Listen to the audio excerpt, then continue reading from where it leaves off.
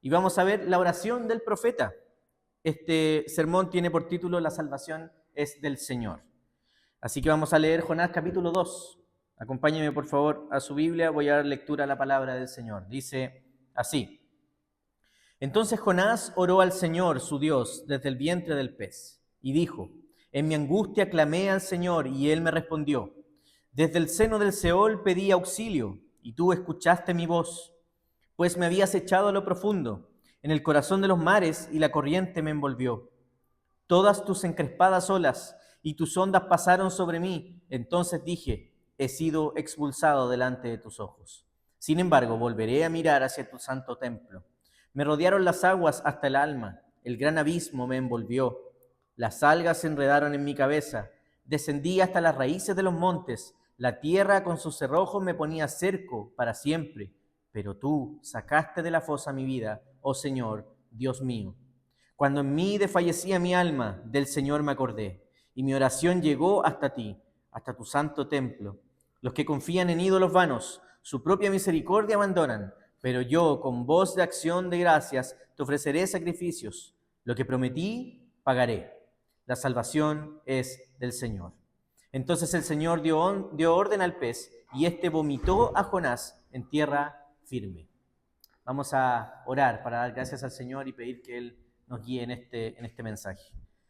Amado Señor, estamos delante de tu presencia dándote tantas gracias porque cuando nos presentamos delante de tu palabra, Señor, eres tú fielmente quien nos habla. Lo creemos así porque eres un Dios espiritual, eres un Dios que habla por medio de su Espíritu y su inspiración divina. Te pedimos, Señor, que a través de tu inspiración, que a través de tu revelación especial, sea, Señor, nuestros corazones receptores de tu gracia, tu misericordia y tu gran amor.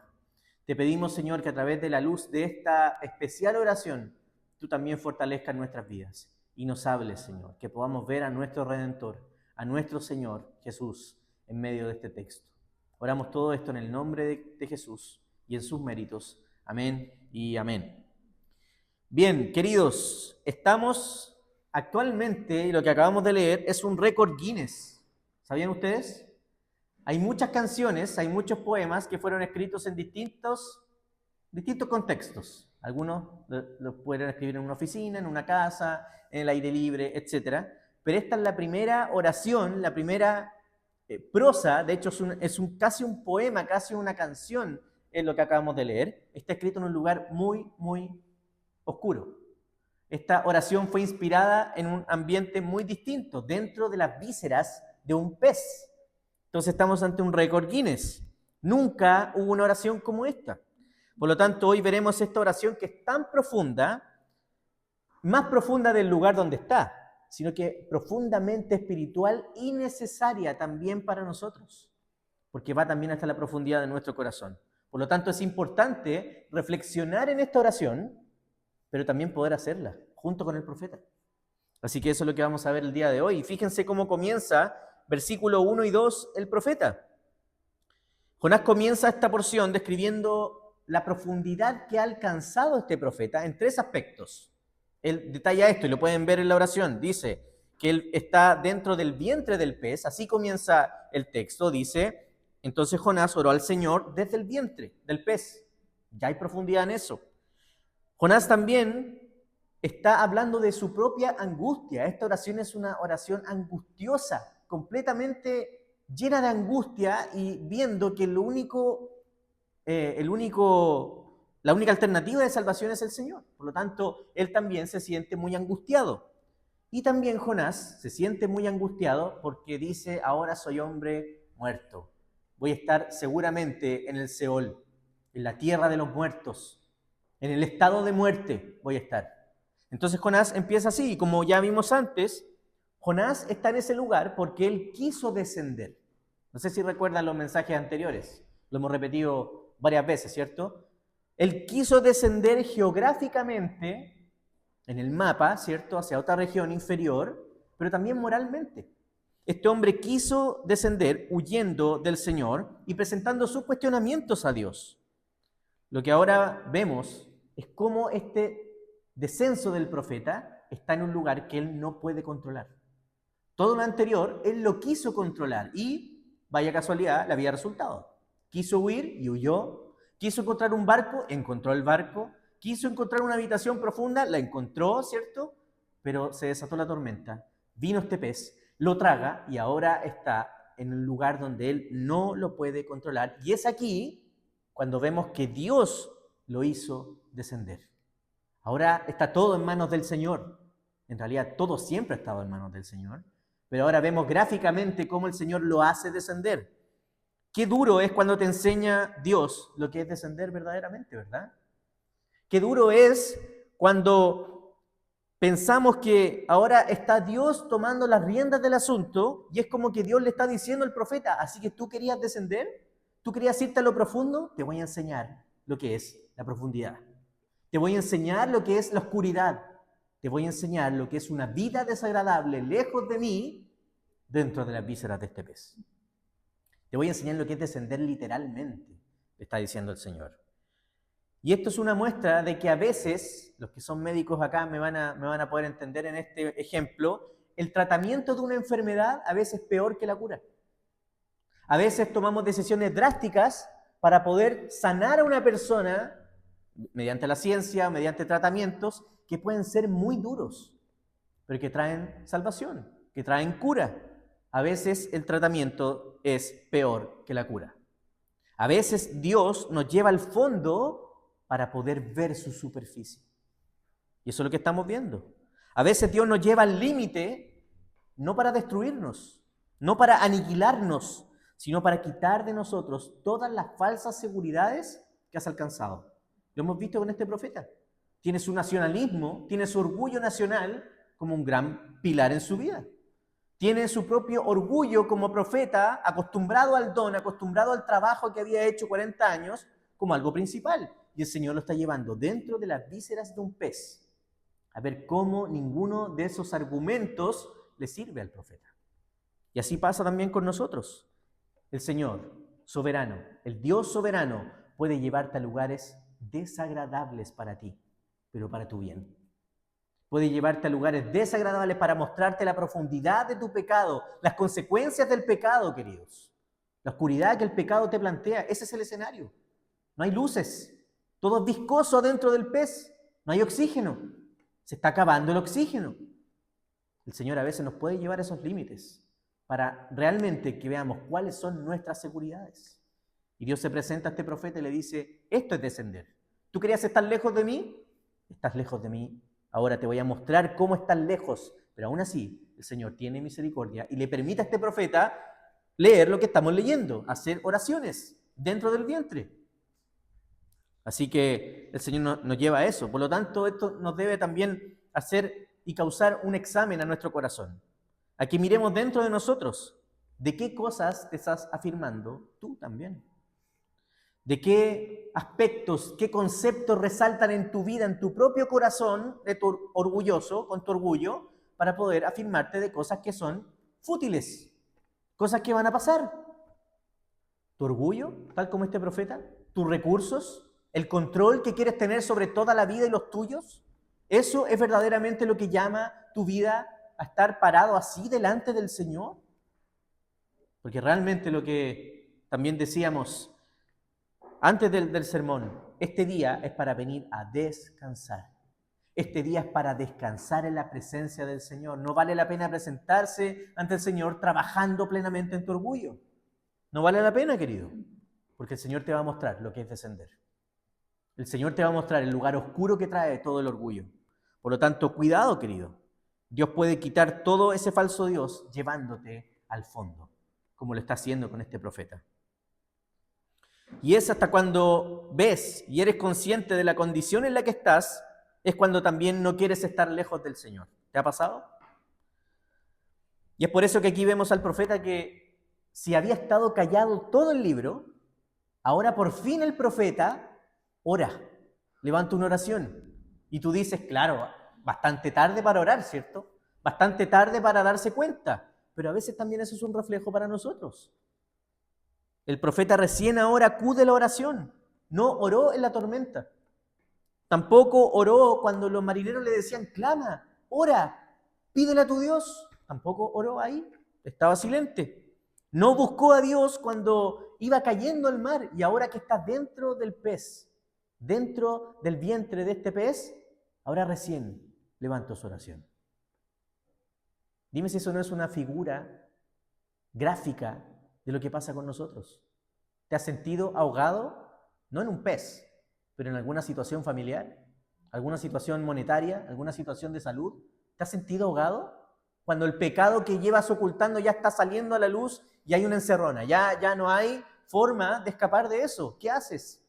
En ese momento recién estamos siendo como el profeta. Recién ahí, oh Señor, ayúdame.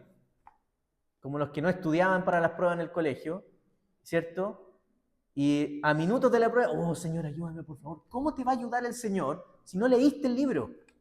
¿Cómo te va a ayudar el Señor si no ejercitaste las fórmulas? ¿Cómo? Pero el Señor igual tenía misericordia de algunos, ¿cierto? De mí, sobre todo. Pucha que tuvo misericordia el Señor. Entonces, este profeta recién ahora está orando y cuando el profeta se está viendo en el Seol, fíjate lo que él habla en este texto, habla del Seol. Lo vamos a ver un poco más adelante. Significa las garras de la muerte, el estado de muerte. El profeta está diciendo, soy hombre muerto. Recién ahí el profeta dice, oh Señor, ayúdame. Necesito tu ayuda. Necesito tu asistencia. Señor, perdóname. Señor, quiero ver tu templo, quiero verte a ti, quiero adorarte, quiero pagar todo lo que te debo, Señor. Ahí recién. Dime si eso no es verdad también en nosotros. Estoy hablando de mí, mi corazón. Cuando está afligido, cuando realmente estoy a punto de desfallecer, Señor, ayúdame, por favor. No sé cómo salir de esto. Bien tarde, ¿no? Y eso es lo que vemos. Fíjate, la Biblia nos habla no de personajes fuertes, admirables. La Biblia nos habla de pecadores que alcanzan la misericordia del Señor. Y así también lo vemos con nosotros. Gloria a Dios por eso. Y esto es una enseñanza también para nosotros. No esperes estar desfalleciendo para levantar tu oración y depender del Señor. No es necesario tocar fondo para acudir a Dios en oración. Depende a través de este hermoso medio de gracia a conocer la voluntad del Señor. Por eso oramos. No son palabras o memorizaciones solamente. Algunos oran de la misma fórmula, ¿cierto? Algunos tienen hasta fórmulas. No, primero tienes que dar gracias, después tienes que adorar, después tienes que pedir, después dar gracias de nuevo. ¿Cómo lo hagas? Depende del Señor. Algunos piensan que oran para doblegar la mano del Señor y obligar al Señor a hacer mi voluntad. No, querido. Cuando oras, tú estás sometiéndote a la voluntad del Señor para que Él haga su voluntad sobre ti. Y tú entiendes en oración que Dios es bueno, que Dios es fiel, que Dios es justo y es misericordioso. Eso es la oración. Ora. Hablaba con alguien esta semana, le decía, ora con palabras sencillas. Ora con un corazón sincero. Es que no sé orar. Ora diciéndole al Señor, Señor, no sé orar. Enséñame, háblame. Por eso oramos. Y vaya que es importante la oración, lo estamos viendo acá. Jonás escribe todo un capítulo acerca de esto, de la oración. La oración es vital. Sin oración nos vamos al Seol, queridos. Así de radicales. Y mientras leía esto y estudiaba esta semana este capítulo, me recordaba que un autor de un libro decía que lo que Dios está haciendo con Jonás es una misericordia severa. ¿Qué quiere decir esto? Y yo creo que lo entendemos muy bien, cuando Dios muestra su misericordia, pero de cosas no muy agradables. Algunos lo llaman la providencia oscura de Dios. Cuando a veces parece que todo se pone un poco más oscuro, un poco más difícil. Hablaba recién nuestro presbítero del cilicio, ¿cierto? Esta tela áspera, que ya sienten lo áspero. No es fácil ver las consecuencias de tu pecado. Y el Señor lo permite como una misericordia severa, decía este autor.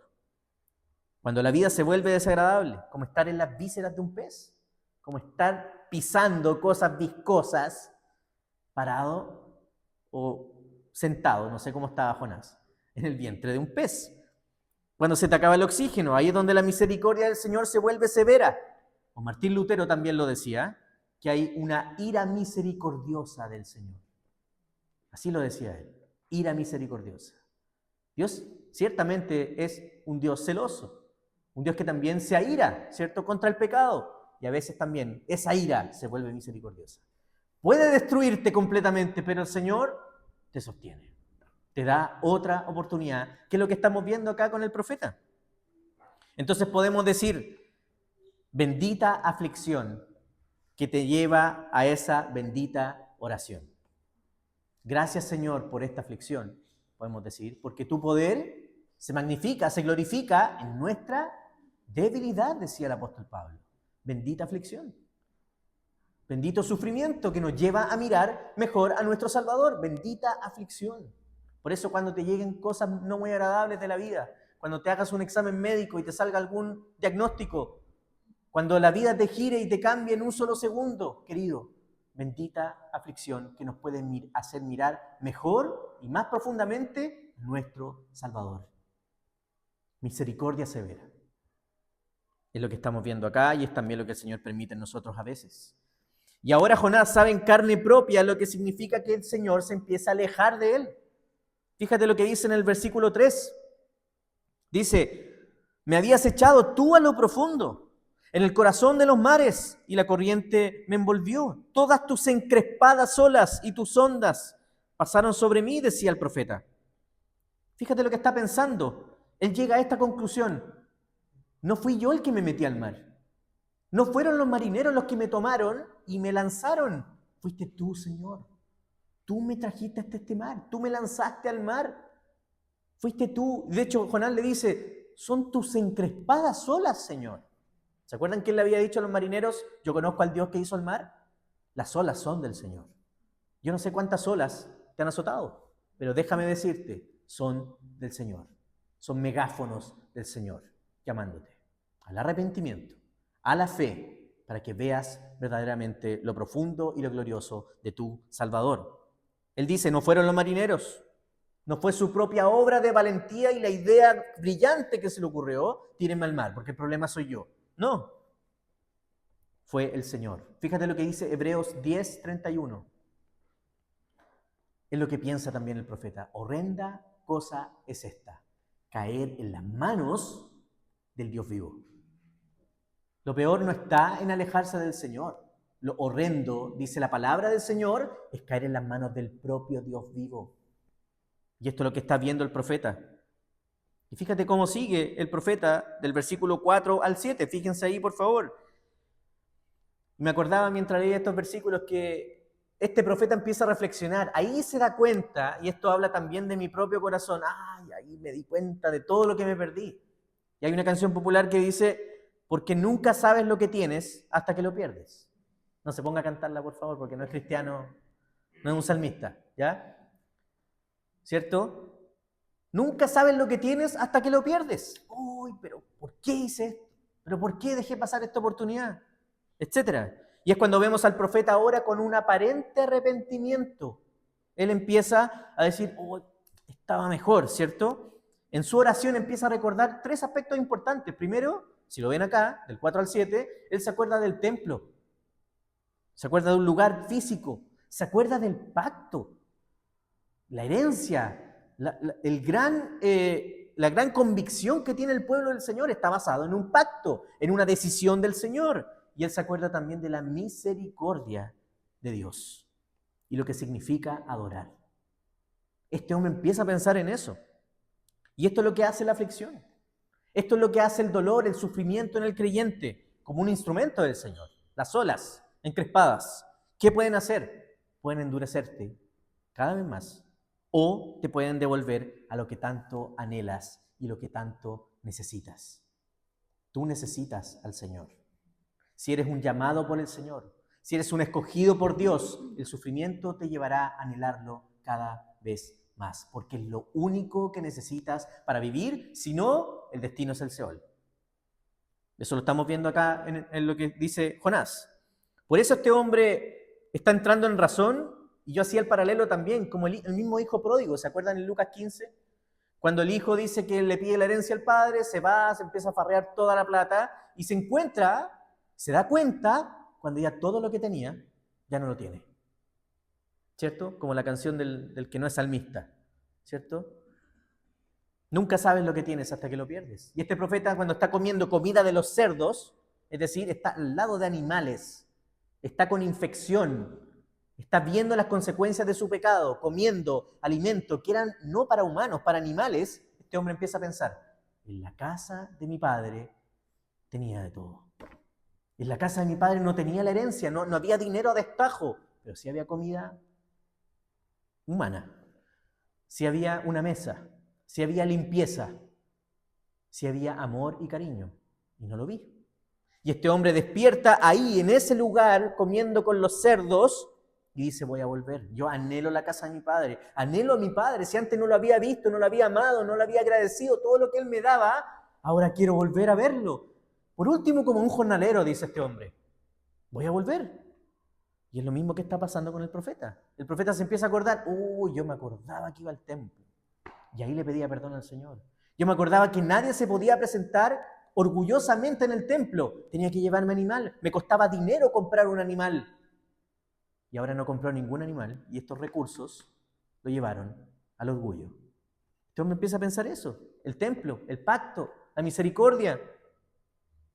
Y Jonás piensa lo mismo. Era el templo donde estaba de manera especial el Señor perdonando a su pueblo. Piensa lo que hacían en el templo. Las personas llevaban animales para expiar sus pecados, para pedir perdón al Señor. Sangre se vertía literalmente en ese templo. Se presentaban ofrendas, había olores fragantes. O sea, el perdón lo podías sentir, queridos. El perdón del Señor te entraba por los sentidos. Y este hombre ahora está sintiendo otras cosas. Lo que él mismo ha acabado profundamente con su orgullo. Este hombre anhela eso en este ambiente totalmente distinto. Fíjate lo que dice el Salmo 77, versículos 10 al 11. Dice así el Salmo, dije, enfermedad mía es esta. Traeré, pues, a la memoria, dice el salmista, los años de la diestra del Altísimo. Me acordaré, dice el salmista, de las obras de Jehová. Sí, haré yo memoria de tus maravillas antiguas. Para querer volver al templo, este hombre tuvo que hacer lo mismo que está diciendo este salmista. Tuvo que acordarse, tuvo que recordar la fidelidad del Señor. Tuvo que acordarse el valor que significa el perdón, la misericordia y la gracia de un Dios constante en la vida de los suyos. Por eso no tomes a la ligera tu arrepentimiento. No pienses que el arrepentimiento es algo, decir 3 palabras mágicas, Señor, perdóname por favor, y listo, estoy arrepentido. Arrepentirse es velar siempre por correr en otra dirección a tus pecados. Tú tomas el camino del pecado, cambias de dirección y corres al Señor con todas tus fuerzas. Eso es arrepentirse. No lo tomes en vano. No juegues con el arrepentimiento. No juegues con el perdón del Señor. No menosprecies la gracia misericordiosa del Señor. No sea que huyendo del Señor, si sigues alejándote, tal vez Dios comience a usar su ira misericordiosa. Su misericordia severa para llamarte. No es necesario que toques fondo, querido. Estás a tiempo para poder orar al Señor, para poder clamar al Señor, anhelar el templo, el pacto, la misericordia del Señor, que es solamente de Él para ti, sin merecerlo tú, pero recibirlo completamente. Y tal vez algunos me podrán decir, oye, pero esto es muy básico, ¿cierto? Hacer esto es muy básico, es muy sencillo, es muy fácil. Pero fíjate lo que dice el versículo 6. Y mientras preparaba este sermón, mientras estaba preparando el sermón, se me venía a la mente lo mismo que decía Jonás. Jonás dice, tú eres quien sacó de la fosa mi vida. Tú me sacaste de un hoyo, Señor. Tú me sacaste de un lugar oscuro. Tal vez ahora estoy en un lugar completamente improbable, donde no pensé nunca llegar. Pero tú, Señor, sacaste de la fosa mi vida. ¿Recuerdas de dónde tú también saliste? ¿No por tus fuerzas? ¿Recuerdas de dónde te sacó el Señor? ¿Recuerdas en qué condición estabas antes de que Cristo llegara a impactar tu vida con su amor? ¿Lo recuerdas? Algunos me pueden decir, es muy fácil hacer esto, muy básico. Pero ¿sabes qué? Es bíblico. Jonás lo está haciendo. La palabra del Señor me llama a esto, bíblicamente. Recuerda la fidelidad del Señor? ¿De dónde te sacó el Señor? ¿De dónde estás saliendo ahora, queridos? Recuérdalo. Contempla la fidelidad y la gracia que Dios tuvo contigo. No solo es bueno, no solo es útil, es bíblico. Es revelación del Señor.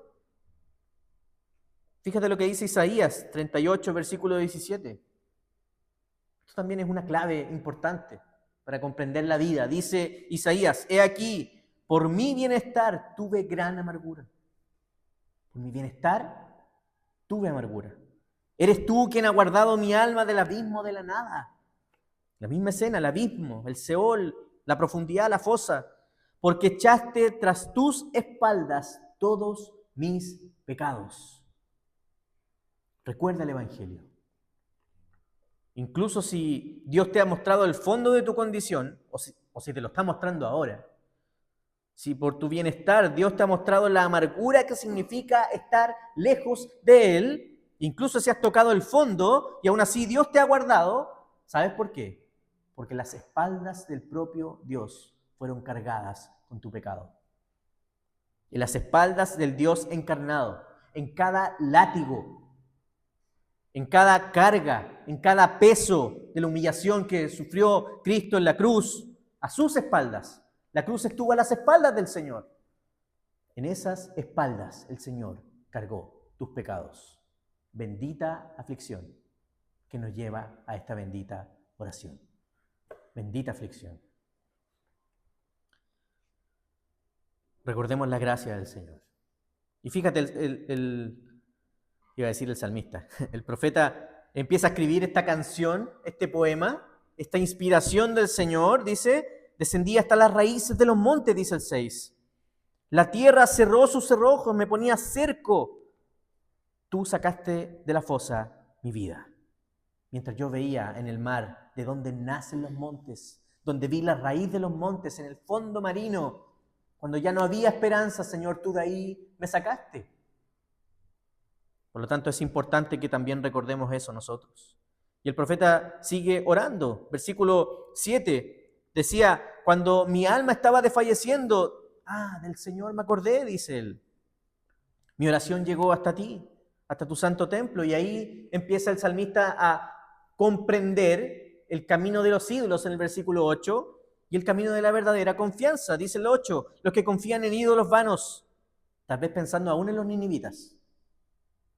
Ahora confronta su corazón y dice, los que confían en ídolos vanos, su propia misericordia abandonan. No tienen misericordia ni consigo mismos. Y ahora es cuando llega el clímax de este capítulo, en el versículo 9. Fíjate lo que dice este versículo. Pero yo con voz de acción de gracias te ofreceré sacrificios. Lo que prometí, pagaré. Y termina con esta gran frase. La salvación es del Señor. Gloria a Dios por este versículo. Algunos dicen que este versículo es el resumen de toda la Biblia. Algunos dicen que es una declaración tan tremenda que nos debe hacer pensar mucho y de bastantes maneras, porque Jonás declara esto cuando ya no hay ninguna esperanza en sus manos, ninguna esperanza en sus medios. Este hombre empieza a pagar lo que debe. Este hombre empieza a ofrecer sacrificios. Este hombre empieza a llamar a la misericordia del Señor y dice, llega a esta gran conclusión, la salvación no es mía. La salvación no es de una nación, no es de un orgullo nacionalista, no es del odio a los que no son como yo. La salvación es del Señor. La salvación es del Señor. Alguien dijo por ahí que ningún corazón humano se atrevería a creer en una gracia gratuita y costosa a menos que fuera su única esperanza. Y yo te llamo también a lo mismo. Creer en la gracia del Señor no es solamente un favor, no es solamente un perdón gratuito, que ciertamente sí lo es, sino que fue tu única esperanza, planificada, preparada, anunciada, pagada en esa cruz. Fue la única alternativa que tenías de salvación. ¿Sabes por qué? Porque la salvación no viene por ti. Jamás vas a pagar tu deuda. La salvación es del Señor. Y tal como este profeta, podemos levantar adoración, podemos levantar oraciones acudiendo a esa gracia. Podemos venir, pues, nosotros al trono de la gracia. donde encontramos el verdadero socorro, dice la palabra, el trono de la gracia. Por eso cuando Jonás valora el precio de la gracia, está apelando ahora solo a ella. Ahora se da cuenta lo que es la gracia. Ahora se da cuenta de la misericordia del Señor. Y Jonás ahora es liberado de su condición real. Y no solo liberado del pez, como lo vamos a ver en unos segundos más, sino que aquí hay algo más profundo. Jonás está siendo liberado de su autojusticia. Jonás está siendo liberado de este Dios del orgullo que él propiamente había levantado. Por lo tanto, este hombre se cansa de luchar consigo mismo. No puede salvarse a sí mismo, no puede controlar su vida, no puede escapar del pez por sí solo. El pez ni siquiera lo deja salir, queridos. Obviamente este hombre yo creo que trató de empezar a mirar y ver tal vez dónde respira el pez. No sabemos si era una ballena o no, ¿cierto? El hoyito ese que está ahí arriba. Tal vez era un pez con branquia y trataba de mirar la branquia. ¿Puedo salir por ahí? No puedo. ¿Qué voy a hacer? Este pez todavía no abre ni siquiera la boca, no puedo devolverme. Claramente este hombre trató de salir por sus fuerzas, pero el pez no lo dejó. No vas a salir. Aunque sentía cosas en la pancita ahí el pez, no, todavía no. Todavía no me da náuseas, decía el pez. ¿Cierto? Y eso es lo que estamos viendo. Él no pudo salir por sí mismo, solo apela a la gracia del Señor. Yo sé, Señor, decía Jonás. Y como decíamos también en nuestro estudio bíblico, Jonás conocía el carácter del Señor. Yo sé, Señor, que tú eres un Dios lleno de gracia. Yo sé que tú eres misericordioso. Yo sé que tú me vas a sacar. Y por eso Jonás dice antes, yo estoy seguro que veré tu santo templo. Confío en ti, Señor. No solo porque no veo nada, sino porque eres mi única esperanza. Y así también es un llamado para nosotros. Y esto nos muestra algo bastante gráfico. Que la gracia comienza donde termina la autosuficiencia. Recuerda esta frase. La gracia comienza donde termina tu autosuficiencia. Y es ahí cuando la persona de Cristo y la obra de Cristo se hace gigante, querido. Porque así como dice Jonás, la salvación es de Jehová y está atado de manos. Y no solo atado de manos, está atado con vísceras. Dice Jonás también en este capítulo, ¿sabes qué? Las algas ataron mi cabeza. Estoy enredado con algas. Aparte de comerse a este hombre, el pez había comido algas. Y este hombre está en un caldo adentro, enredado completamente. Señor, no puedo ni siquiera desenredarme con estas algas. A los que les gusta el cochayuyo hubiesen estado un poquito más cómodos. A mí no me gusta, para nada.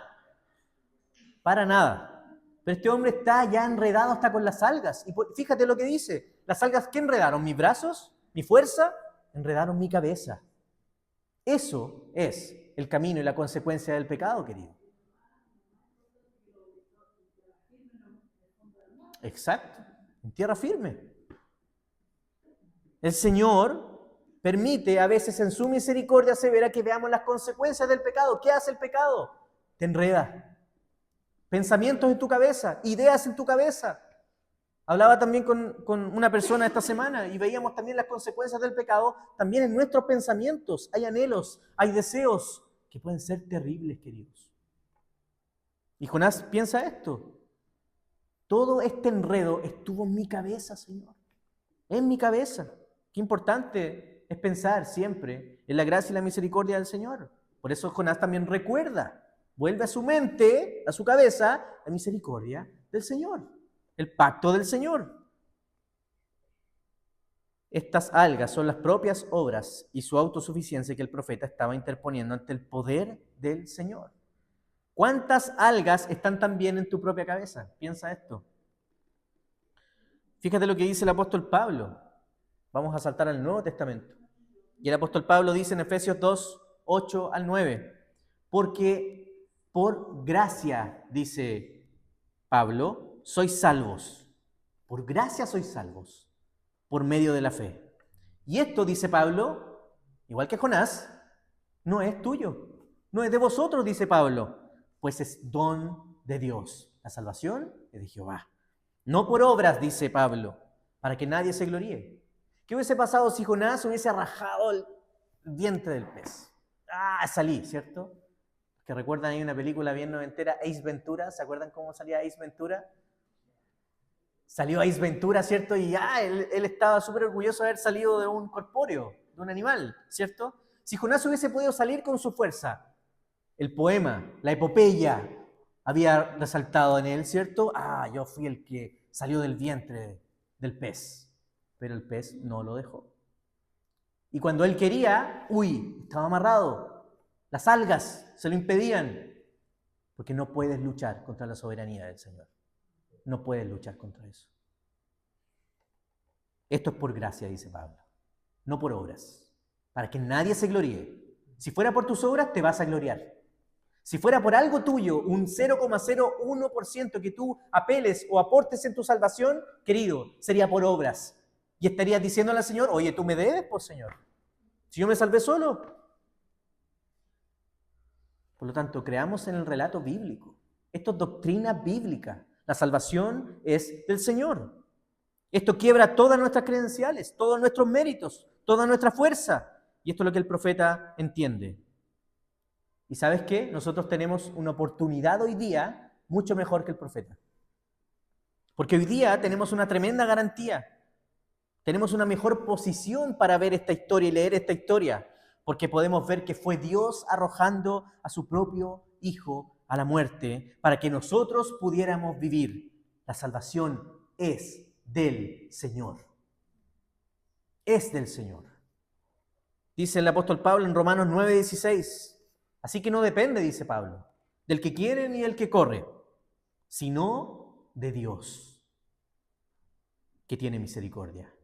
La salvación es del Señor, la salvación depende del Señor. Y cuando vemos la oración del profeta, cuando vemos que este profeta empieza a levantar su oración, vemos también con más luz la gloria de Cristo. ¿Sabes qué? Juan 1 dice el apóstol Juan que el verbo es el Señor Jesús. Él es el verbo de Dios. Él es la palabra de Dios encarnada. Él es el verbo. Y cuando ves una oración, entre comillas, que salvó a Jonás, porque Dios salvó a Jonás, pero cuando ves esta oración efectiva que sacó a este hombre del vientre, estás viendo cómo la oración perfecta, proclamada, anunciada, encarnada, que es el verbo de Dios encarnado, es la única salvación. Vemos con más gloria a Cristo. Es la propia oración proclamada y encarnada, ya no desde las vísceras de un pez, sino desde la propia tortura en la muerte de la cruz. Es Jesús quien fue anunciado y proclamado públicamente en esa cruz. Ahí estaba el verbo proclamado en el mejor púlpito de todos, en la cruz. Cristo intercediendo por pecadores. Cristo sacando de la fosa a pecadores, entrando Él al propio abismo de la muerte. Muriendo, estando 3 días en el sepulcro. Fíjate lo que el propio Jesús dijo acerca de esta historia.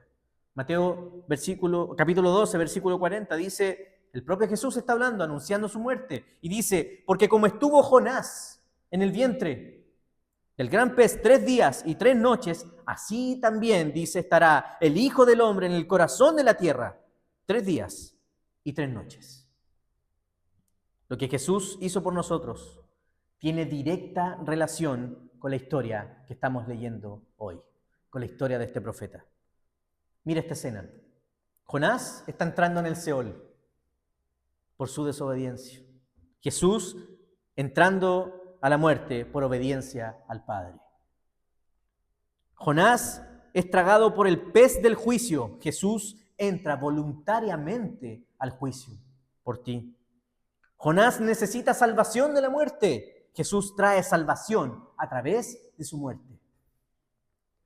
Dios respondiendo a la oración de Jonás, dándole otra oportunidad, y Cristo experimentando el abandono penal por el pecado. La paga, la pena por el pecado es el abandono del Padre al Hijo. Dios respondió con gracia a la oración de Jonás. Dios respondió la oración de Jesús aplicando el juicio eterno en su propio Hijo para rescatarte a ti de tus pecados, para que salgas de la fosa, para que recuerde la fidelidad del Señor que te sacó de lo más profundo, para llevarte a su gloria eterna. de las tinieblas a su luz admirable. Bendito Señor. Jonás fue llevado al abismo por su pecado y Jesús descendió al abismo por el tuyo. La salvación es del Señor. La salvación es del Señor. Y en nuestra tradición cristiana, voy a responder una pregunta que me hicieron el otro día, que dijeron que respondiera hoy día. En nuestra tradición cristiana, todo lo que nosotros entendemos, la doctrina que se desprende de la palabra del Señor, la primera iglesia, la tradición de los creyentes, el credo de los apóstoles en este caso, acuñó una potente declaración. En el credo dice, Cristo descendió a los infiernos. ¿Pero qué significa eso? ¿Qué significa que Cristo haya descendido a los infiernos? Algunos señalan que Jesús fue al mismo infierno a ir a pelear con algunos demonios. Otros dicen que fue al infierno a terminar de sufrir en el infierno, para seguir pagando expiatoriamente sufrimientos adicionales, pero eso sería atentar contra el propio pago del Señor. La propia expiación del Señor fue en la cruz. La expiación quedó consumada en la cruz. ¿Recuerden las palabras de Jesús? Tetelestai, consumado es aquí, en la cruz. Por lo tanto, el Señor no hizo falta que hubiese ido al mismo infierno a sufrir posteriormente a ese sufrimiento en la cruz. La palabra infierno, que describe el credo de los apóstoles, viene del término ínferos, que significa inferior, significa humillación. Describe el estado de humillación que Cristo sufrió. En primer lugar, el Creador tomó forma de criatura. Esa es una humillación. El mismo que crea, ahora es una criatura. Se encarna en forma de una criatura. El Dios eterno experimentó y fue testigo de la realidad de la humanidad caída. Vio el odio de la humanidad. Vio el orgullo de la humanidad en carne propia. Lo sufrió en carne y sangre. Jesús estuvo en estado de muerte. Aquel que es la vida estuvo en el estado de muerte, con los muertos. Su cuerpo desfalleció, estuvo muerto.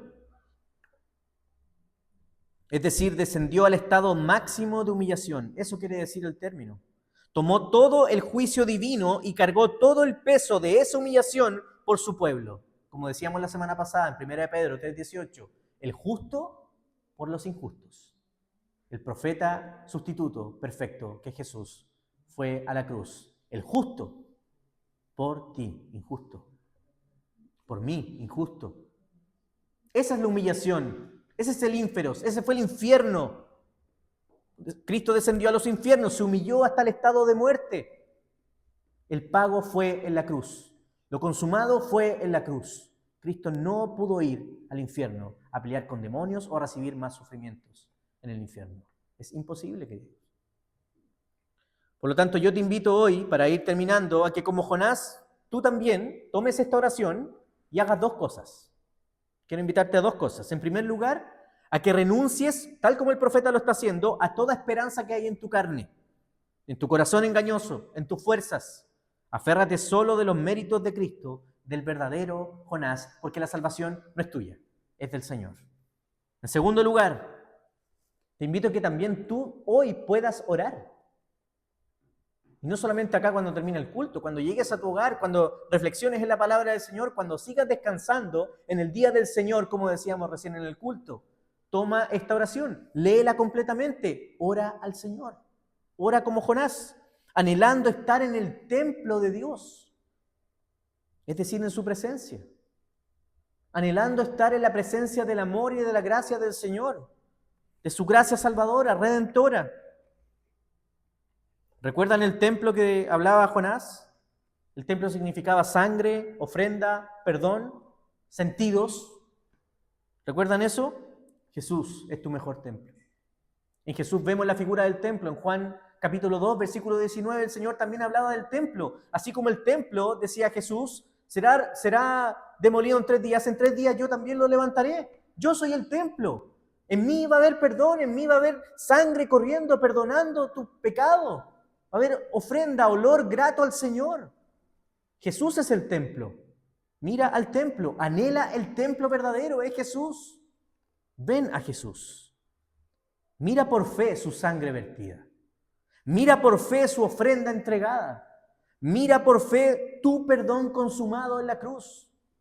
Es Jesús. Contempla la salida también de Jonás. Mira lo que pasa con esta oración.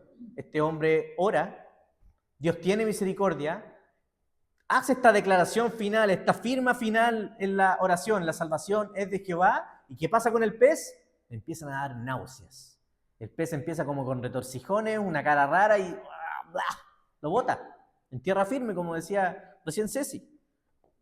Lo bota, lo expulsa. El Señor lo saca del pez. Esta salida de Jonás es una resurrección simbólica, dicen algunos. Es una resurrección simbólica. ¿Se acuerdan que él decía, estoy prácticamente en el Seol? Estoy muerto ya. No hay más espacio para mí. Pero el Señor lo saca de este Seol, de esta tierra, y lo devuelve a la vida. Lo saca de casi el estado de muerte con una resurrección simbólica, lo vuelve a dar otra oportunidad. Ahora estás en tierra firme. Hay oxígeno, ya no hay algas. Tal vez quedó con mal olor, pero eso es otro detalle. Es una sombra, esta resurrección simbólica, de la verdadera victoria del verdadero Seol. La resurrección verdadera y gloriosa del Rey Jesús. Un Rey que gobierna sobre la vida y sobre la muerte. Esa es tu victoria. Ahí en el Redentor está la gloriosa noticia que eres más que un vencedor en Cristo Jesús. No porque tú ganaste algo, sino porque Cristo venció hasta la muerte por ti. Y no hay nada que se compara ante el poder de este Rey vencedor. El Christus Victor, decían antes. El victorioso Señor, el victorioso Mesías, es Jesús. Entonces, el camino y la predicación cristiana no queda solamente en la cruz del Señor, en que el Señor murió, que claramente es trascendental, ahí pagó la deuda. Pero ¿sabes qué? Jesús también resucitó para que tú fueras justificado por Él. La justificación viene en la resurrección del poder de Cristo por sobre la muerte. Ahí está la justificación, en la resurrección del Señor. Entonces puedes orar con fe, como este profeta, hoy diciendo también la misma frase. La salvación es del Señor. Ten misericordia de mí, Señor. Si tú no me salvas, si la salvación no proviene de ti, Señor, me quedo en el Señor. Fíjate lo que Jesús decía también en Mateo 12:41, sobre todo el final de este versículo. Dice Jesús, después de revelar que iba a estar 3 días en el poder de la muerte, Jesús dice también, he aquí, al final, hay uno más grande que Jonás, y está en este lugar. Soy yo. Así como el profeta Jonás estuvo 3 días bajo el poder de este pez y salió del pez, yo estaré en la muerte. Pero ¿sabes qué? Hay uno mayor que Jonás. Lo que yo haré será mayor que la obra de este hombre. Jesús salió victorioso de la muerte. Jesús es el mejor Jonás, no solo porque absorbió el abismo, sino porque al tercer día salió de ahí victorioso. No salió vomitado como Jonás. Cristo salió victorioso, como vencedor. Cristo salió como quien tiene autoridad sobre la propia muerte para que tú y yo tampoco la experimentemos. Ojo, aún sí nos toca pasar a través de ella físicamente. Tú y yo vamos a morir, seguramente, si Cristo no vuelve antes. Ven pronto, Señor. Pero tú y yo vamos a morir. Este cuerpo se va a degradar. Tus días en esta tierra tienen caducidad físicamente, pero espiritualmente confiamos en la segunda vida. ¿Sabes por qué? Porque Cristo la inauguró. Porque Cristo venció esa muerte, para que tú también la vivas, la experimentes. Entonces, queridos, solo para terminar, la salvación es del Señor. Ese es el mejor poema, esa es la mejor canción, esa es la mejor oración que puedes leer, puedes reflexionar y puedes hacer el día de hoy. La salvación es del Señor. Gloria a Dios. Soli Deo Gloria. Vamos a orar.